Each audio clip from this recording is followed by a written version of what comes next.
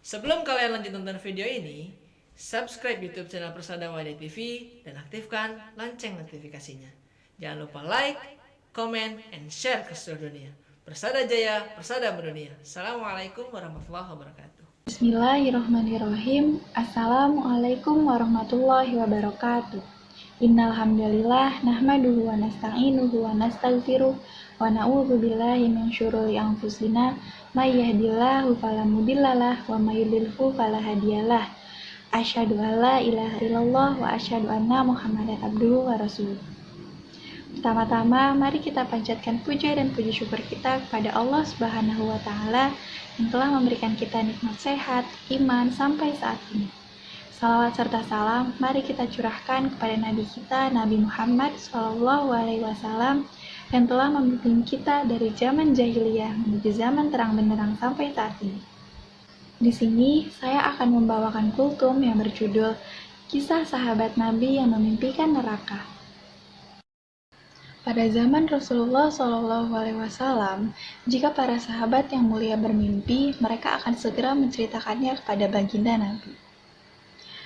Suatu malam, seorang sahabat Nabi yang masih remaja bernama Abdullah bin Umar, atau biasa disebut dengan Ibnu Umar, adalah salah seorang sahabat Nabi dan salah satu periwayat hadis terkenal. Ibnu Umar merupakan putra dari Sayyidina Umar bin Khattab radhiyallahu anhu. Ibnu Umar masuk Islam saat dia masih kecil. Kesalehan Ibnu Umar sering mendapat pujian dari kalangan sahabat Nabi dan kaum muslimin lainnya. Sampai Jabir bin Abdullah pernah berkata, "Tidak ada di antara kami yang disenangi di dunia dan dunia senang kepadanya kecuali Umar dan putranya Abdullah." Suatu hari, saat Abdullah bin Umar masih remaja, ia pergi ke Masjid Nabawi. Ia membaca Al-Quran sampai kelelahan. Setelah membaca Al-Quran cukup lama, ia hendak tidur. Seperti biasa, sebelum tidur, ia menyucikan dirinya dengan berwudu dan lalu kemudian merebahkan dirinya dan berdoa. Sambil pelan-pelan memejamkan mata, Abdullah bin Umar terus bertasbih menyebut nama Allah hingga akhirnya terlelap. Di dalam tidurnya yang nyenyak, dia bermimpi.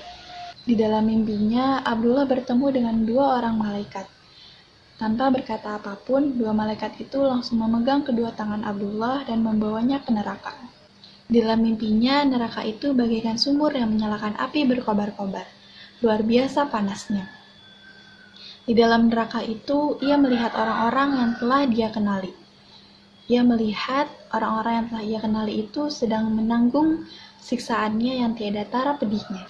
Menyaksikan neraka yang menakutkan dan mengerikan itu, seketika Abdullah pun berdoa, "Aku berlindung kepada Allah dari api neraka." Setelah itu, Abdullah pun bertemu dengan malaikat lain. Malaikat itu pun berkata kepada Abdullah, "Kamu belum terjaga dari api neraka." Sontak membuat Abdullah kaget mendengarnya. Pagi hari saat Abdullah terbangun dari tidurnya, Abdullah bin Umar pun menangis mengingat mimpinya. Lalu ia pergi ke rumah Hafsah bin Umar, istri dari Rasulullah SAW. Ia menceritakan semua mimpinya dengan hati yang cemas. Setelah itu, Hafsah menemui baginda Rasul dan menceritakan mimpi saudara kandungnya itu kepada baginda Rasul.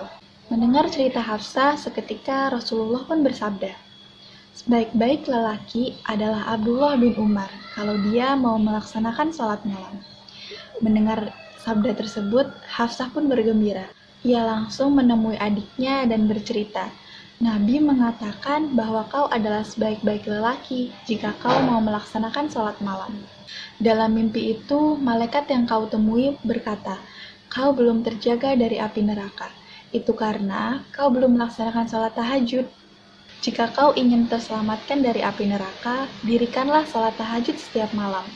Janganlah kau sia-siakan waktu sepertiga malammu, karena sepertiga malam adalah waktu di mana Allah Subhanahu wa Ta'ala memanggil hamba-hambanya. Apalagi jika ia mengingat sabda Nabi yang berbunyi, sesungguhnya penghuni neraka yang paling ringan siksaannya pada hari kiamat adalah seseorang yang diletakkan pada kedua telapak kakinya bara api yang membuat otaknya mendidih. Dia merasa tidak ada yang lebih berat siksaannya daripada dia. Padahal, sesungguhnya siksa yang ia terima ialah siksa yang paling ringan di dalam neraka. Setelah mendengar sabda Nabi, Abdullah bin Umar berusaha sekuat tenaga untuk beribadah kepada Allah, agar ia termasuk hamba-hamba Allah yang terhindar dari siksa api neraka dan memperoleh kemenangan surga. Akhirnya, Abdullah pun bisa merasakan nikmatnya salat tahajud. Betapa agungnya keutamaan salat tahajud.